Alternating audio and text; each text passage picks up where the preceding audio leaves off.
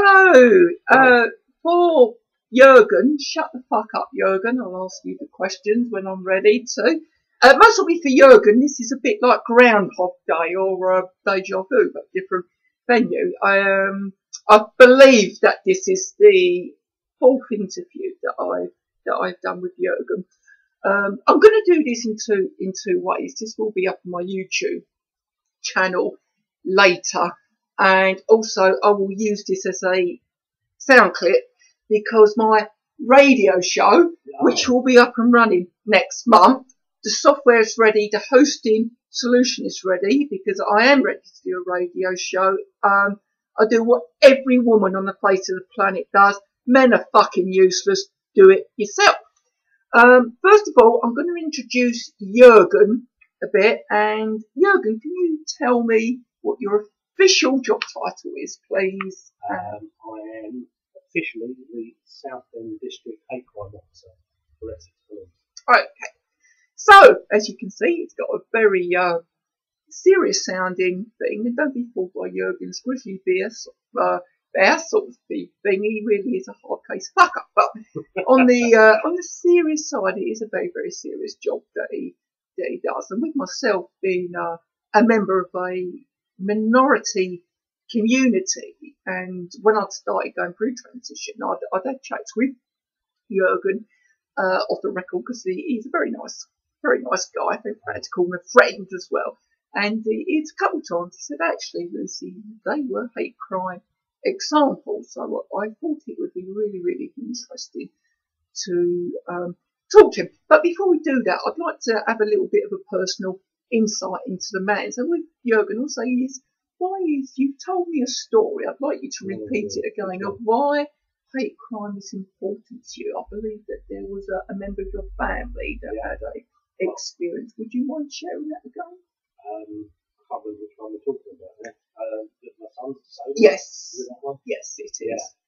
He has a physical disability, which obviously fits in with one of the strands. Disability strand within the hate crime umbrella. He gets really bad blisters. It's a skin disease he has. Okay. So when he walks, he gets blisters on his feet. So most of the time his feet are blistered up. Makes it difficult for him to walk. Can't run. But he tries his best. He gets along. He gets to school all the time. But when he was younger, he was picked on a lot by the other kids, because I thought it was quite funny to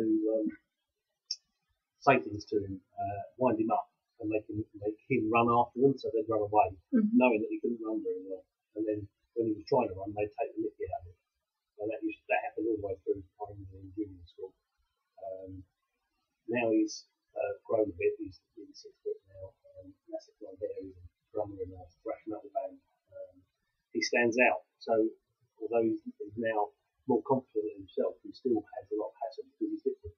I think we can identify that.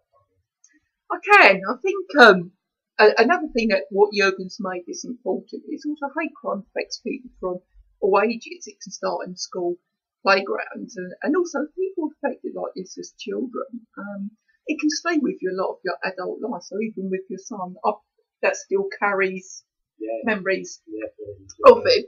So even though the Transition XY site is there's a focus on the transgender aspects of the strands and the LGBT, it can also be race, it can be culture, it can be disability things, and we may laugh, it can even be ginger ale, whatever, because people can be picked on of anything.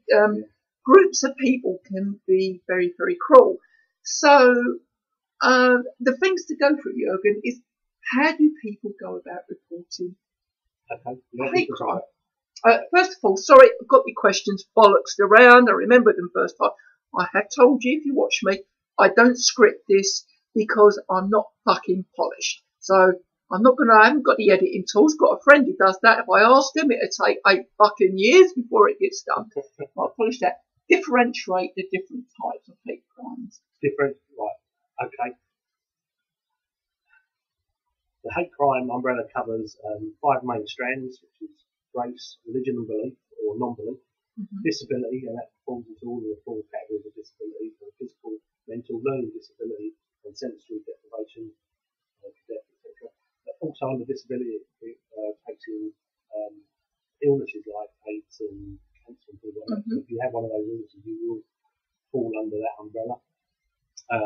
Sexual orientation, like bi, gay or lesbian, and then the huge trans umbrella, all the way from cross-dressing to post-op. Okay. Plus, as you say, the ginger thing, there is an other umbrella, so that if it's a personal characteristic about yourself and someone's picking on you because of something about you, that can be construed as a hate crime. So it could be. So even if you were picking on someone, if it was because they're goth or because of their weight, and you was continue to make personal comments, there would be some. Yeah, we could definitely look at those as hate crimes. Okay. And offer the support that we do. Right. So you're in that position. So we've gone through things what you might, because we all know what we would perceive as a very obvious hate crime. You go out, you walk down the street, and someone attacks you. We got that, and then we spoke, and if you're being picked on, whatever ways is, how do you go about reporting it? Okay. Just quickly, hate crime, under the hate crime banner, we can have incidents and crimes.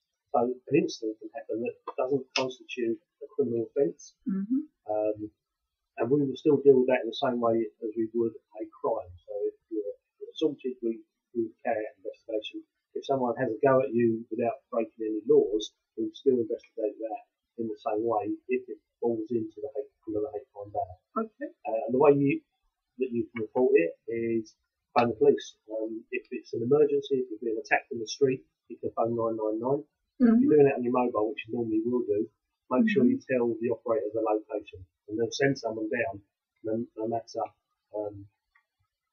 what happens. So once they've the call been connected and you tell them the address and you shout out what it is, they'll send a car as soon as they can.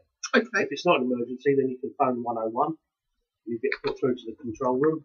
101 999. You see, been writing that down as Jurgen's been talking. Obviously, when you listen to it on the radio show, you won't see that. You can see that 101 999. So even if you're a right-wing bigoted twat, you can fucking remember that, can't you? Carry on, Jurgen. So phone the control room. Explain to them what's happened. They'll ask you, obviously, why you phone the police, what you want to do. And explain to them what's happened and that you believe that it's a hate crime and why you feel it is. Because everyone will have their own version of why they believe it is. And once you do that, once you've spoken to the operator, they do this electronic tag on it. So that when the hate crime officers work, we do a search every day of all the crimes, and that'll flag up for us so that we'll know that the hate crimes are recorded, and we can then get in touch with all of the victims to offer our support and do the work that we do. Okay. Jurgen's very kindly brought me a sheet of some statistics. So I always like to put a bit of emotions towards statistics. I know sometimes we can get fed up. We think of statistics as a very dry thing, but on a serious side, they do give us a little bit of a thing that's going down. And this is broken up into have race, sexual orientation, disability, religion or belief, or transgender.